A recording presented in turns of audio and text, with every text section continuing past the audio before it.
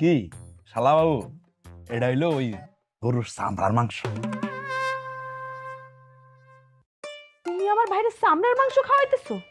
C C C C, একজন মানুষ আসলে মানুষ ভালো করে যত্ন করে আপ্যায়ন করে। তোমার বাড়িতে এক বেলা খাইতে আসছে, আমার বাড়ি কি 7 দিন খাইতে আসছে? আর তুমি কি লয়ে আইছো? চামড়ার মাংস লয়ে আইছো? আরে শালা বাবুর যে খাওয়াইছি এটার জন্য বিশেষ একটা কারণ আছে, কারণ ছাড়া আমি কোনো কাজ করি না, বুঝো না? কি কারণ?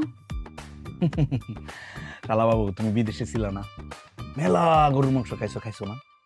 গরুর সব জায়গার মাংস খাইছো। আমার কাছে মনে হয়েছে কি আমার শালারা এই মাংসটা খায় না। কোন মাংসটা?